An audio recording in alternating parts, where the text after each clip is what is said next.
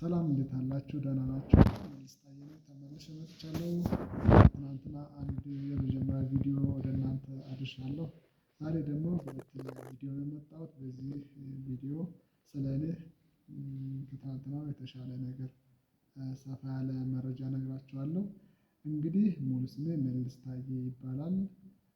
እንግዲህ እንደምታዩኝ አይነ ስውር ነኝ። አይነ ስውር የሆንኩት በቅርብ ዓመታት ውስጥ ነው። ማለትም ካደግኩኝ በኋላ በደረሰብኝ የመኪና አደጋ ነው አይነ ስውር የሆንኩት። በ2010 ዓመተ ምህረት በደብረ ማርቆስ ዩኒቨርሲቲ የሶስተኛ ዓመት ኮንስትራክሽን ቴክኖሎጂ ምህንድስና ተማሪ ነበርኩኝ። የመጀመሪያውን ዓመት ትምህርት ጨርሰን ለእረፍት ቤተሰብ በሄድኩበት ነው በደረሰብኝ የመኪና አደጋ አይነ ስውር የሆንኩት። ከዛ በኋላ ለተወሰነ ጊዜያት ሕክምና ላይ ከቆየሁና ትንሽ አስቸጋሪ ጊዜ ካሳለፍኩ በኋላ በ2012 ዓመተ ምህረት በአዲስ አበባ ዩኒቨርሲቲ ትምህርቴን በመቀየር እንግዲህ መጀመሪያ ላይ የነበረኝ የኋላ ታሪክ ከትምህርት ጋር ተያይዞ ማለት ነው ናቹራል ሳይንስ ወይም የተፈጥሮ ሳይንስ ተማሪ ነበርኩኝ። ከዛ በኋላ ከአደጋው በኋላ የትምህርት መስኬን ወደ ማህበራዊ ሳይንስ ወይም ሶሻል ሳይንስ በመቀየር በ2012 ዓመተ ምህረት ከረጅም ጊዜያት በኋላ በኢትዮጵያ የፍሬሽማን ኮርስ ትምህርት ሲጀምር በ2012 ዓመተ ምህረት ከመጀመሪያዎቹ ባች ተማሪ ውስጥ በመሆን እንግዲህ በ2015 ዓመተ ምህረት ከስኩል ኦፍ ሶሻል ወርክ በመጀመሪያ ዲግሪ ተመርቄያለሁ።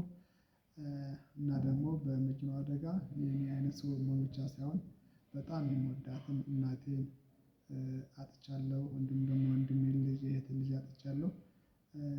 እና አደጋው ከመድረሱ በፊት ደግሞ ከአንድ ሳምንት በፊት ሌላኛዋ ታላቅ እህታችንን በሞት አጥተን ነበር። እና በጣም ተደራራቢ የሆነ ችግር አሳልፌ ነው እዚህ የደረስኩት። ዛሬ እዚሁ ቆሜ ለመሄድ የበቃሁት ማለት ነው።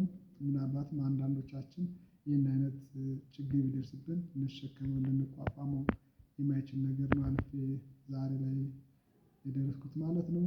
እንግዲህ በአንድ ሳምንት ልዩነት ውስጥ ከአንድ ቤተሰብ 4 ሰው ነው የሞተው። እኔ ደግሞ የዓይኔን ብርሃን ወይም ደግሞ አይነ ስውር ሆኛለሁ ማለት ነው። የዓይኔን ብርሃን አጥቻለሁ፣ አይነ ስውር ሆኛለሁ። ግን ያን ሁሉ አልፌ ዛሬ ላይ ትምህርቴን ጨርሼ ራሴን ለማብቃት እየሞከርኩ ነው ያለሁት። እንግዲህ አሁን ደግሞ በዩቲዩብ ከእናንተ ጋር ተገናኝተናል።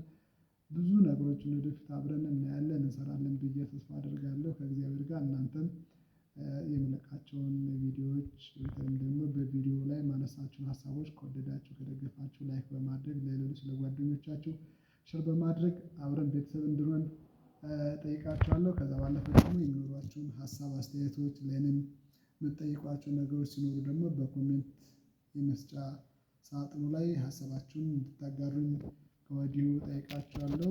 ወደፊት አብረን ብዙ ነገር እንደምንሰራ ተስፋ አደርጋለሁ። ለዛሬው በዚህ ቀን አመሰግናለሁ።